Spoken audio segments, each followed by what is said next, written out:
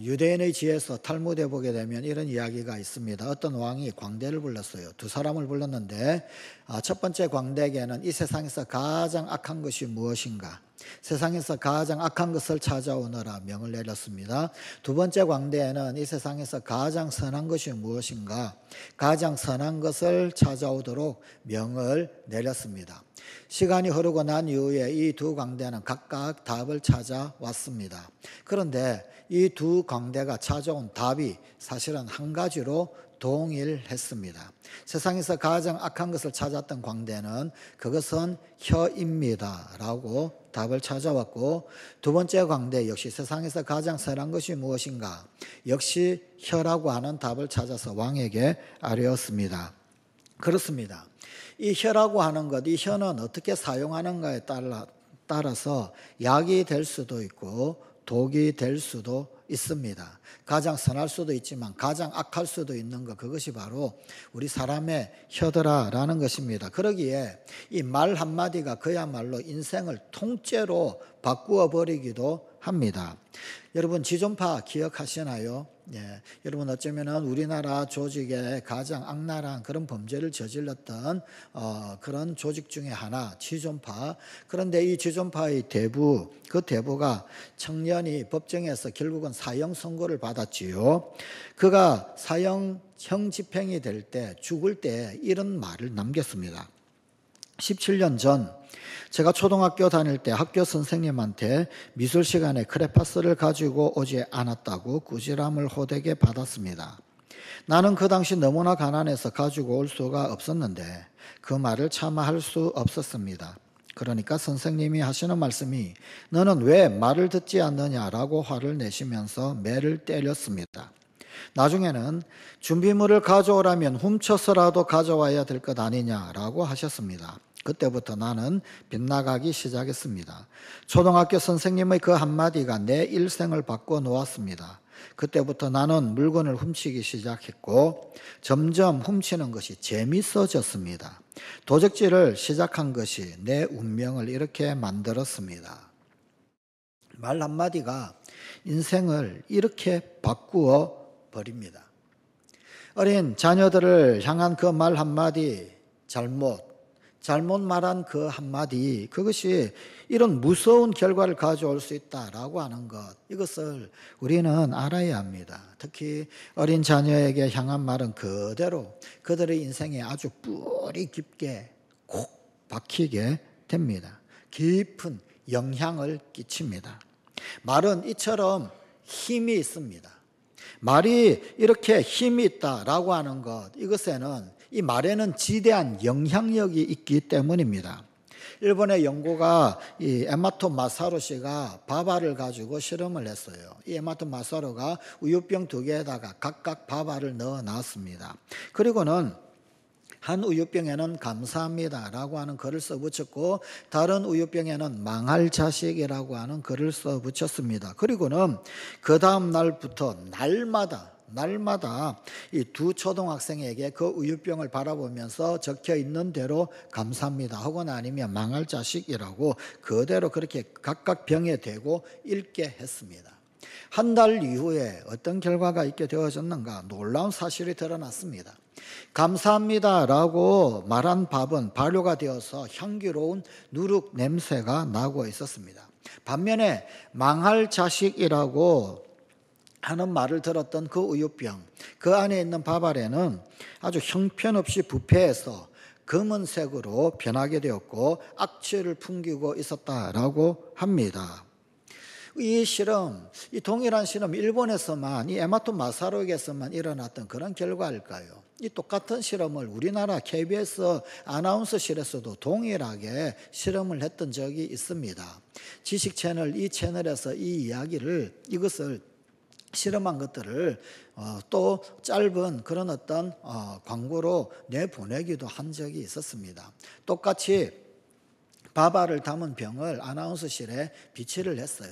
그리고 한쪽에는 사랑합니다, 감사합니다 라는 이런 어떤 아름다운 말을, 그리고 또 다른 한쪽에는 역시 엠마토 마사로처럼 망할 자식 혹은 아니면 너는 왜 그러니 너 참 몹쓸 그런 밥알이구나, 뭐 그런 식으로 말을 하겠다는 거예요. 그 아나운서실에 드나드는 모든 직원들이 그 병을 볼 때마다 병에 적혀 있는 말을 그대로 그 밥알에게 했다는 겁니다. 역시 한 달 후에 엠마토 마사로가 얻었던 동일한 결과를 얻었습니다. 감사의 말, 사랑의 말, 이런 말을 들었던 밥알은 향기로운 효묘가 발효가 되었고, 반대로 험악한 말을 들어야 했던 밥알은 정말 부패해서 악취가 풍기는 그런 똑같은 동일한 결과, 우리나라 KBS 아나운서실에서도 동일한 실험, 동일한 결과를 얻었던 적이 있습니다. 뭘 말하는 것일까요? 이 이야기가 우리에게 던져주는 도전이 무엇입니까? 우리 사람의 언어에는 생각이 담기게 되더라는 거예요. 그런데 그 언어에 담긴 생각이 결국은 하나의 정보 에너지로 작용하게 되고, 그래서 미생물에게 영향을 준다라고 하는 것입니다. 미생물에게 그러하다라고 한다면 생물에게는 그렇지 않을까요? 또 다른 어떤 물질에게는 혹은 일반 세포에게는 어떨까요? 미생물에 그랬다라고 한다면 일반 세포에도 그리고 생물에게도 역시 그러할 것입니다. 마찬가지일 것입니다.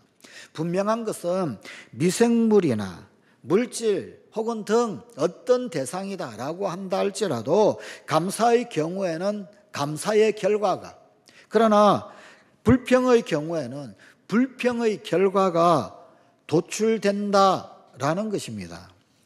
이런 의미에서 오늘 우리에게 주신 하나님의 말씀인 이 잠언 18장 20절 21절의 말씀은 그저 단순한 권고가 아닙니다. 이것은 정말 우리가 생명을 가르는, 생과 사를 가르는 그런 중요한 말씀입니다.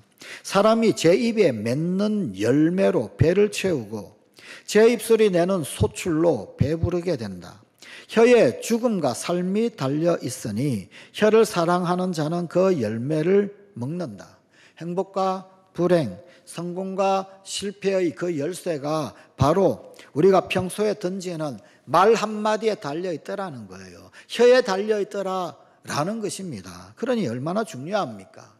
이렇게 말에 강력한 영향력이 있는 것, 이것은 말이 우리의 모든 신경계를 지배하고 있기 때문입니다. 최근의 신경의학계가 거의 정설로 받아들이는 가설이 있습니다. 우리 뇌 속에 있는 이 뇌 속의 언어중추신경, 언어중추신경이 우리 몸의 모든 신경계를 지배하고 있다. 이것을 뇌과학에서 발견을 했고 이것을 거의 정설로 받아들이고 있습니다. 뭘 말합니까? 결국은 언어가 우리 신경계, 우리 인간의 모든 몸, 행동의 신경을 지배할 수 있다라는 것입니다.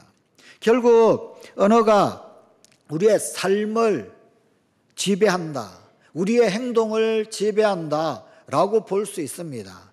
그런 의미에서 말한 대로 된다라고 하는 말, 그 말도 의미가 있는 말이지요. 괜히 생겨난 말이 결코 아니더라라는 것입니다. 이런 원리를 그대로 치료에 적용한 것이 있어요. 워드 테라피, 언어 치료법이라고 하는 것입니다. 환자에게 하루에 2차례 내지 3차례 정도, 10분 혹은 아니면 15분 정도 이 언어 치료법을 시행하는 것입니다. 만약에 당뇨병 환자다라고 한다면은 나의 혈당치는 정상이 되어 가고 있다라고 10분 정도 반복해서 그것을 하루에 2차례 내지 3차례 계속해서 반복해서 이야기를 하면 아주 탁월한 효과가 나타난다라는 것입니다. 여러분, 이 워드 테라피, 이것은 그저 병에만 적용되는 것 아니에요. 우리의 영에도 그대로 고스란히 적용이 됩니다.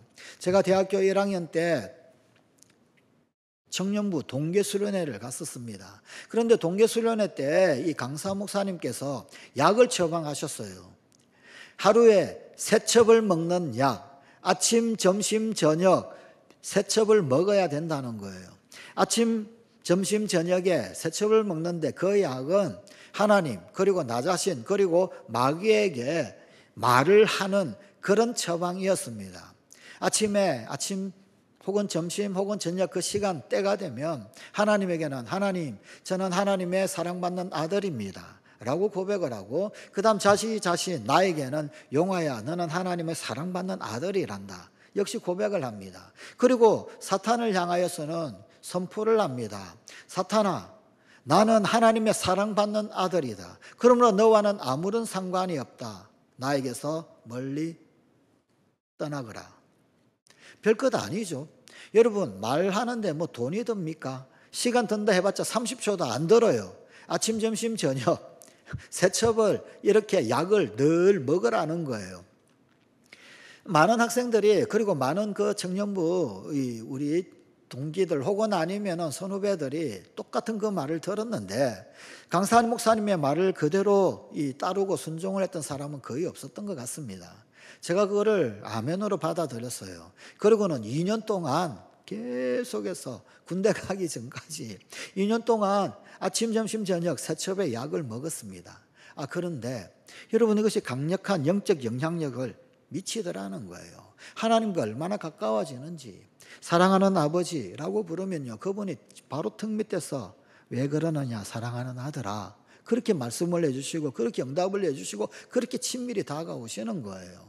하늘의 별만 바라봐도 그분의 사랑이 느껴지고, 하늘에서 떨어지는 그 모든 별빛들 혹은 아니면 달빛들이 주님의 은혜, 은총으로 느껴지고, 밤하늘의 별만 봐도 그렇게 좋을 수가 없는 거예요.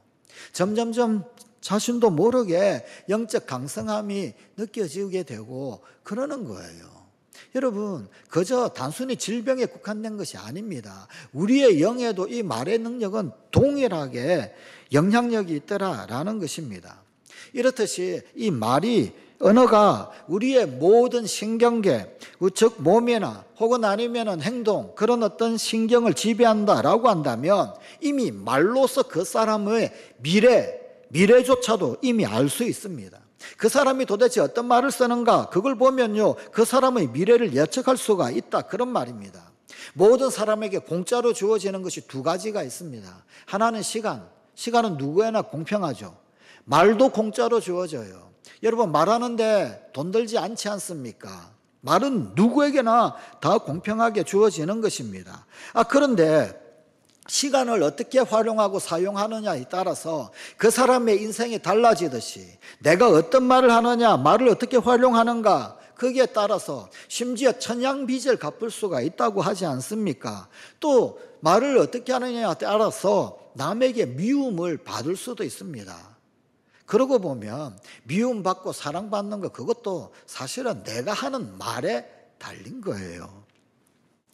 자신이 자주 쓰는 말, 그 말을 객관적으로 한번 분석해 보십시오. 그러면 자신의 미래 예측해 볼 수가 있을 것입니다. 성공하는 사람들은 말부터가 다릅니다.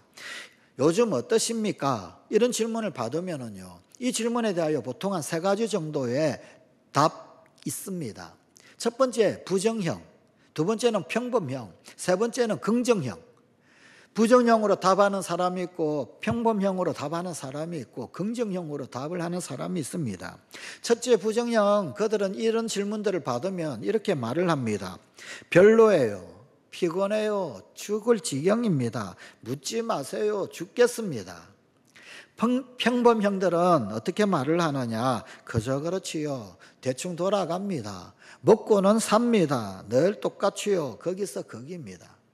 그러나 긍정형들은 이렇게 대답을 합니다. 그들의 말에는 열정과 힘이 가득 느껴지게 됩니다. 좋습니다. 대단합니다. 환상적입니다. 잘 되고 있습니다. 잘 돌아갑니다. 이 3가지 유형 가운데서 우리 성관가족 여러분은 어떤 유형이 마음에 드십니까? 여러분, 긍정형이 우리를 유쾌하게 만들잖아요. 잘 되고 있습니다. 그런데 여러분, 잘 되고 있다라고 하는 말을 들으면 이상하게 기분 나쁜 사람이 있어요. 여러분, 그거는요, 자기 심보가 고약한 거예요. 이 사촌의 땅을 사면 배가 아프다, 그거는 내 심보에 문제가 있는 겁니다. 정상적이다라고 한다면요, 즐거운 말, 유쾌한 말을 들었을 때 그 유쾌함이, 즐거움이 나에게도 전달이 되는 거란 말입니다. 성공인 그룹 그리고 실패인 그룹은 말하는 습관부터가 달라요. 지난주에도 말씀드렸지요. 한 2, 3주 전에 어떤 분을 만났어요. 그런데 그분 말끝마다 그냥 그분과 얘기인데 망했다, 망했다 자꾸 그러는 거예요. 제가 그분하고 대화를 나누는데 망했다라고 하는 말을 한 대여섯 차례 이상을 들었던 것 같아요. 처음은 그냥 그런 것 같았는데 한 대여섯 차례 망했다, 망했다라는 말 자꾸 들으니까 그다음부터는 만나기가 싫은 거예요. 왜? 나는 망하고 싶지가 않거든요. 망했다라고 하는 그것이 나도 모르게 이 부정적인 영향이 저에게 막 끼쳐지는 거거든요. 망한 사람 옆에 있으면 같이 망할 것 같고 막 그렇잖아요. 나도 그 망함의 소용돌이에 그렇게 휘말리고 싶지 않은 것이거든요. 말을 잘해야 합니다. 긍정적이고 성취를 다짐하는 말, 그런 말을 주로 하는 사람은 그 말대로 성공하는 사람이 되고, 반면에 부정적인 말을 많이 하는 사람들은 그 말대로 실패하는 사람이 됩니다. 말을 잘 다스리십시오. 곧 우리가 어떤 말을 하느냐에 따라서 결국은 이 말에 생각이 따라가는 거예요. 말에 따라서 사고가 바뀌게 되는 것이고, 그 사고가 바뀌면 행동이 바뀌게 되는 것입니다. 그래서 나중에 그 말이 결과로 나타나게 되는 것이더라, 그런 말입니다. 그러니 이 말을 잘 관리해야 하지 않겠습니까? 그러니 어떤 말을 해야 할까요? 어떤 말을 하면 좋겠습니까? 첫째로 말을 잘하려고 하면은요, 말을 아껴야 합니다. 말을 잘하는 첫 출발은 말을 하지 않는 것에서부터 출발을 합니다. 절제된 말을 해야 한다라는 것입니다. 그런데 문제는 뭐냐면, 우리는 가만히 있으면 말을 하지 않으면 입이 건질거려가지고 아주 그냥 견디지 못하는 이런 속성이 있는 거예요. 그러면 안 됩니다.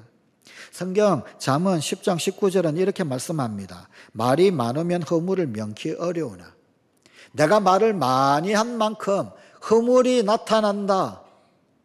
이것 깨닫는 사람이 지혜로운 사람인 거죠. 그 입술을 제어하는 자는 지혜가 있느니라. 말이 많으면 허물, 그러나 입술을 제어하면 지혜 있는 자다라는 거예요. 여러분, 지혜가 뭘까요? 지혜, 듣는 마음, 그게 지혜죠. 여러분, 솔로몬이 1천 번제를 드리고 난 다음에 하나님께서 나타나셔가지고 너 뭐 원하느냐 물으셨어요. 그때 솔로몬이 뭐라고 말했나요? 우리가 흔히 알기를 솔로몬은 지혜를 구했다. 예, 맞아요. 지혜를 구했어요. 그런데 솔로몬의 말 그대로 성경에는 뭐라고 기록되어져 있느냐 하면 듣는 마음을 주십시오. 하나님께 듣는 마음을 구했어요. 왜 듣는 마음을 구했느냐? 잘 들어서 이 백성들을 지혜롭게 잘 판결하도록, 재판을 잘 하도록, 잘 분별하여서 판결을 잘 하도록, 그러기 위해서 듣는 마음을 달라고 구했어요. 솔로몬이 구한 것은 듣는 마음이었습니다. 그런데 이 듣는 마음을 하나님께서 어떻게 해석하셨습니까? 하나님의 말씀이 이거예요. 야, 네가 지혜를 구하는구나. 지혜뿐만 아니라 부와 명예, 권력 다 줄게. 그렇게 말씀하신 거예요. 솔로몬은 지혜를 달라고 그렇게 말하지 않았습니다. 근데 그것을 하나님이 지혜라고 말씀을 하신 거죠. 우리는 지혜를 구했다라고 그렇게 이해를 하고 알고 있습니다. 여러분, 결국 뭘 알려줍니까? 지혜의 근본이 뭐냐면요, 물론 하나님을 경외하는 것인데 사람의 입장에서 지혜를 얻을 수 있는 것이 뭐냐면 듣는 마음이라는 거예요. 듣는 것에서부터 지혜가 나오는 겁니다. 여러분, 참 지혜 얻기 위하여 많이 기도하잖아요. 많은 기도 제목 가운데 지혜, 특별히 지난 주간에 있었던 세겹절 특별 새벽 기도에도 우리 자녀를 위한 기도 제목 가운데 지혜라고 하는 이 기도 제목이 얼마나 많이 나오는지요. 여러분, 그렇게 지혜를 얻고 싶으면요, 들어야 합니다. 듣는 마음에서 지혜가 나오는 거예요. 들어야 합니다. 근데 듣지는 않고 말만 자꾸만 해놓고는 지혜. 여러분, 듣지 않고 말 많이 하면 그거는요, 지혜와는 이율배반적이에요. 정말 지혜로우고 싶으면 들어야 합니다. 말하기 전에 먼저 들어야 합니다. 절제된 말을 하십시오. 절제된 말. 박제된 입이 아주 큰, 입이 딱 벌어진 어떤 농어, 박제가 있었어요. 그런데 그 농어 밑에 글귀가 쓰여져 있는데 뭐라고 글귀가 쓰여져 있느냐면 내가 입을 다물었다면 나는 지금 이 자리에 있지 않았을 것이다. 그런 글귀가 딱 쓰여져 있는 거예요. 우리에게 어떤 교훈을 주는 그런 문구죠. 그죠? 네. 여러분, 입을 다물었으면 살았을 겁니다. 입 때문에 생겨나는 고통을 자처하지 말라. 농어가 한 말 치고는 참 명언 아닙니까? 그죠? 물고기나 사람이나 입을 잘못 열어서 낭패를 당하는 법이 많이 있습니다. 비일비재합니다. 그러니 말을 할 때 신중하게 해야 합니다. 절제된 말을 할 수 있어야 합니다. 먼저 들을 수 있어야 합니다.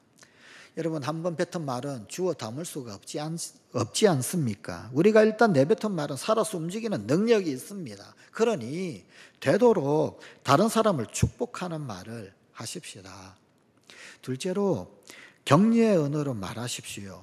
우리는 이 말을 먹고 자랍니다. 어떤 말을 듣고 자랐는가, 거기에 따라서 그 결실이 달라집니다. 미국에서 재소자들을 통계를 낸 게 있어요. 지금 감옥에 갇혀있는 이 재소자들, 이들은 정말 그들이 교도소에 오게 될 줄 알았을까? 그런데 그들이 어렸을 때 들었던 말을 조사를 했는데 보니까 여러분 90%, 재소자의 90%가 성장하는 동안에 부모로부터 너 같은 녀석은 결국 교도소에 갈 거야, 이 말을 들었다는 거예요. 물론 어렸을 때부터 좀 약간 사고 뭉치고 이런 게 있었겠지요. 속이 상해서 부모들이 그런 이야기 했겠지요. 그러나 그럼에도 불구하고 그들이 들었던 말 그대로 결국에는 90%가 이 교도소에 들어와 있더라는 겁니다. 괴테는 이렇게 말했습니다. 인간은 보이는 대로 대접하면 결국 그보다 못한 사람을 만들지만 잠재력대로 대접하면 그보다 큰 사람이 된다. 그러므로 우리는 늘 희망적인 말을 습관화해야 합니다. 특히 자녀에게는 격려의 말이 보약이 된다라는 사실을 잊지 말아야 합니다. 세 번째로 축복의 언어로 말해야 합니다. 말은 생각을 형성하고 생각은 행동을 결정하고 그래서 결국은 인생을 만들어가게 되는 것입니다. 그런데 이것은 대뇌의 지령을 받은 우리의 자율신경계가 작용을 한 까닭입니다. 결과입니다. 어느 중추신경에 의해서 자율신경계가 움직이게 되겠지요. 그런데 여기에서 중요한 것이 하나 있는데 이 자율신경계에는 자타 구분이 없다라는 것입니다. 내가 누군가에게 당신은 할 수 있습니다, 아무개시 훌륭합니다 이렇게 칭찬을 할 때 이것을 받아들이는 자율신경계, 이 자율신경계는 할 수 있다, 훌륭하다라고 하는 이 말만 받아들여서 유쾌한 상태가 된다라는 것입니다. 그리고 그와 동시에 그 말에 어울리는 행동을 만듭니다. 주어가 나냐 너냐 이것 상관없더라는 겁니다. 이거는 구분하지 않더라는 거예요. 스스로만 자율신경계가 영향을 받더라는 겁니다. 따라서 상대방을 칭찬하는 말이 있지요. 그 말은 곧 나를 칭찬하는 말이 됩니다. 자신을 축복하게 되는 거지요. 여러분 주의해야 할 게 뭐냐면요, 좋은 말뿐만 아니라 나쁜 말도 똑같습니다. 나쁜 말도 자율신경계는요 자타 구분이 없어요. 똑같은 원리로 적용됩니다. 결국 누군가에게 저래서 안 된다니까 엉망이군 이라고 말하는 것, 그것은 결국 자기 자신에게 하는 말, 자기에게 하는 말과 같습니다. 그를 흉보아서 카타르시스를 느끼시나요? 그런데요, 미안하지만 그게 자기 자신에게도 똑같이 자율신경계에 영향이 미쳐지는 거예요. 자기에게 하는 말과 똑같습니다. 집에 들어가면 그 집에 평화를 빈다고 인사하여라. 그 집이 평화를 누리기에 마땅하면 너희의 평화가 그 집에 내리고 마땅하지 않으면 그 평화가 너희에게 돌아올 것이다. 마태복음 10장 12절 13절 말씀입니다. 예수님께서 제자들 둘씩 전도 파송을 하셨어요. 그러면서 주신 말씀입니다. 평화부터 빌어라. 합당하면 평화가 그 집에 임할 거다. 그러나 그들의 평화에 합당하지 아니하다 할지라도 평화를 빈 너에게는 그 평화가 돌아오는 축복으로 나타날 것이다. 지금 이런 이야기이지 않습니까? 원리는 간단합니다. 우리가 축복의 말을 하면 최소한 나에게는 그 축복이 임한다. 그 축복이 작용을 한다. 만일 상대방이 그 축복을 누릴 자격이 있으면 그에게도 돌아간다. 그 말입니다. 그러므로 축복의 언어로 말하십시다. 넷째로 승리의 언어로 말을 하십시오. 승리의 언어. 여러분 가데스 바네아에서 모세가 12명의 정탐꾼을 뽑아서 가나안 땅에 젖과 꿀이 흐르는 땅에 보내었습니다. 40일 동안 땅을 잘 돌아보고 돌아왔습니다. 정말 그 땅은 젖과 꿀이 흐르는 땅. 그래서 그 정도로 아주 그냥 포도 넝쿨채 큰 포도송이를 그렇게 짊어지고 나와서 정말 기가 막힙니다. 보고를 했어요. 그런데 그 보고는 젖과 꿀이 흐르는 땅, 약속의 땅, 참 좋은 땅, 이거는 다 동일했는데 결정적으로 사람에 대한 평, 보고가 달랐습니다. 10명이 그런데 거기 있는 사람들은 거인들입니다. 안악자손들입니다. 우리는 메뚜기입니다. 메뚜기. 그들에 비하면 우리는 메뚜기에 불과해서 상대도 안 됩니다. 그런 거예요. 여호수아 갈렙 두 사람만 아니라고 여호와께서 함께 하시면 그들은 우리의 먹이라고, 우리의 밥이라고. 이미 하나님은 우리와 함께 하고 계셨죠. 그들은 우리의 먹이다, 우리의 밥이다. 여호와를 거역하지 말고 그 땅에 들어가 점령을 하자. 취해야 한다. 보고를 했어요. 이스라엘 백성들이 절대 다수가 거인족이다, 우리는 메뚜기다, 그 말을 들었습니다. 우리를 애굽에서 끌고 나와가지고 이 애굽 땅에서 죽게 만들었느냐 불평하고 원망했습니다. 여러분 원래 부정적인 말이 파급 효과가 굉장히 크거든요. 전염 속도도 부정적인 말이 훨씬 더 빠릅니다.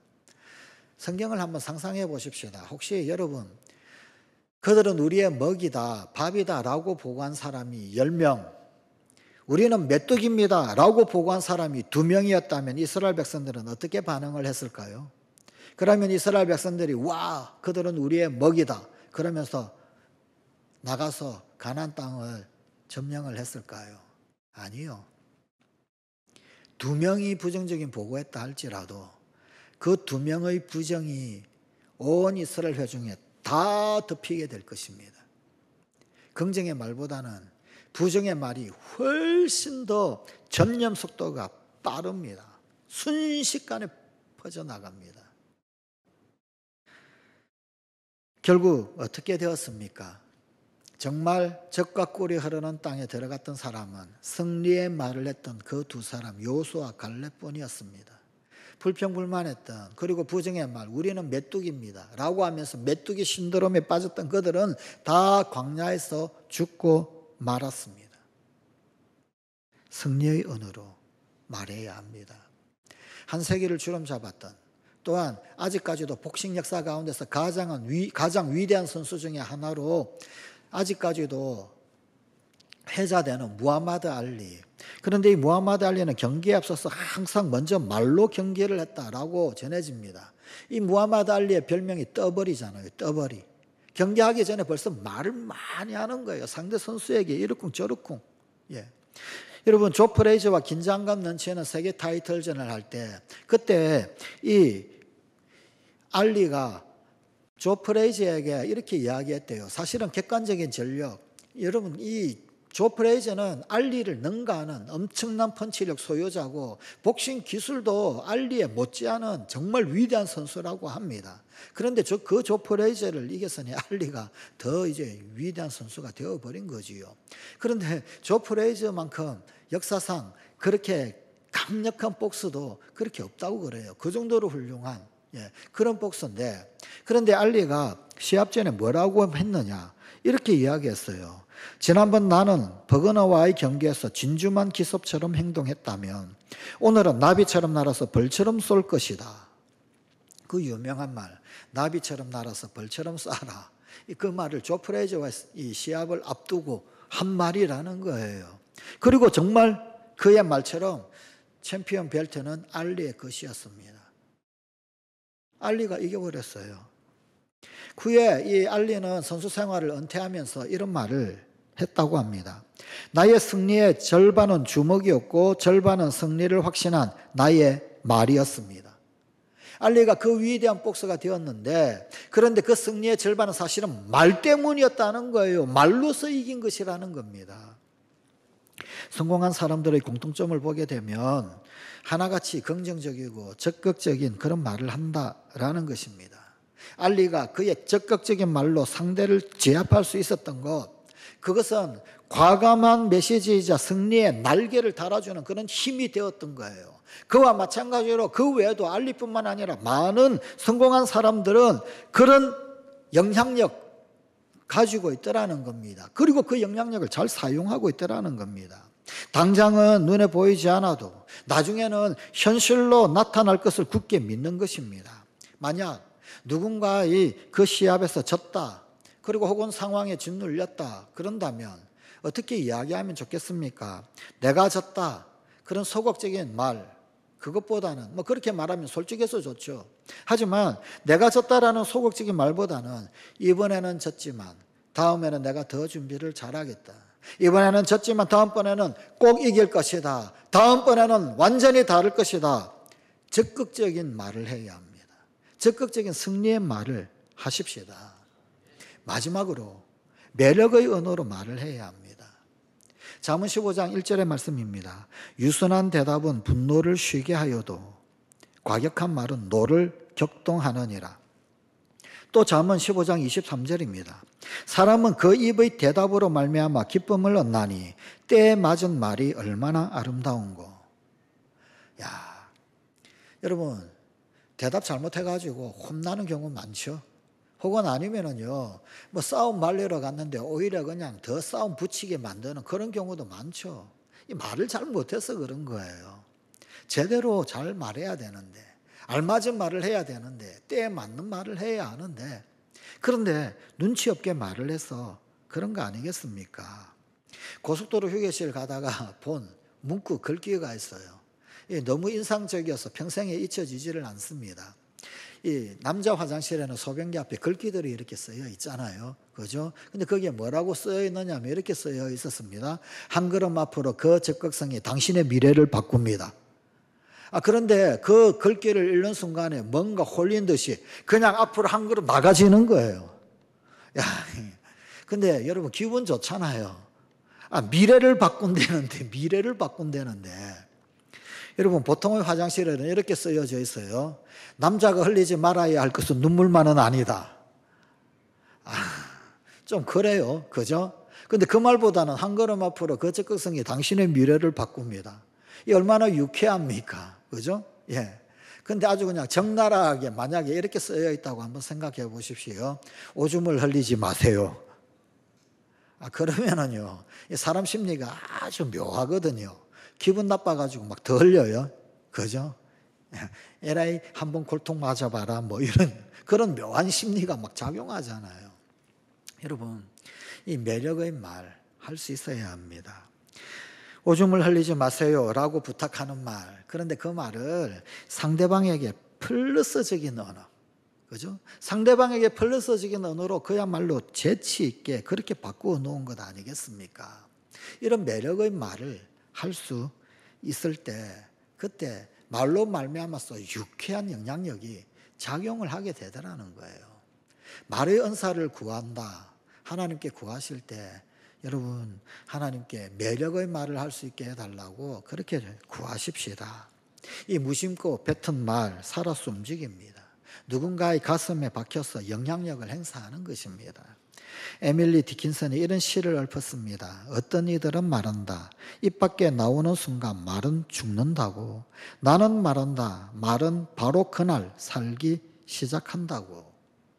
우리의 뇌는 사실관계 그리고 주어 구분하지 않습니다. 구분을 못합니다. 그냥 우리 말에 반응을 합니다. 주어와 상관없이. 좋은 말이든 나쁜 말이든 평범한 말이든 우리가 자주 쓰는 그 말에 따라서 우리의 미래가 결정이 됩니다. 그러므로 절제된 말, 격려의 말, 축복의 말, 승리의 말, 매력의 말을 하는 성관가족이 되십시다. 하나님이 태초의 천지를 말씀으로 창조하셨죠. 말로 창조하셨어요. 뿐만 아니라 그 온 우주의 피조물, 그 피조물은 아담이 부르는 대로, 아담의 그 말로써 부르는 대로 이름이 지어졌습니다. 뭘 의미합니까? 말로 명명한 것, 그것이 존재의 이유가 되고 존재의 의미를 부여하게 되더라. 그런 말 아닙니까? 우리는 하나님의 형상을 따라서 지음받은 존재들입니다. 그 하나님의 형상에는 온 우주 만물의 존재를 가져온 위대한 말씀의 능력도 심겨져 있습니다. 우리 주님 예수님은 말씀만으로 병자를 고치기도 하셨고 말씀으로 죽은 자를 살리기도 하셨습니다. 말에 살고 죽고가 달려있더란 말입니다. 하나님은 그 위대한 말씀의 능력이 오늘 우리 가운데도 머물러 역사하기를 원하십니다. 그러므로 남을 축복하고 칭찬하는 말을 자주 쓰십시다. 내뱉는 말은 모두 부메랑처럼 나에게 돌아옵니다. 긍정적인 말을 자주 쓰십시다. 내가 쓰는 말에서 미래의 성공과 행복이 예측될 수 있습니다. 가족들, 이웃들, 특별히 자녀들에게 희망의 말, 격려의 말, 살리는 말을 자주 해주는 성관가족이 되십시다. 그들은 말을 먹고 쑥쑥 자라날 것입니다. 기도하십시다. 하나님, 절제된 말, 격려의 말, 축복의 말, 승리의 말, 매력의 말로서 나도 살고 미래가 살고 영이 살아나고 우리의 자녀들이 살아나는 그런 우리 성관가족들이 다 되게 하여 주시옵소서. 우리 주 예수님 이름으로 기도드리옵나이다. 아멘.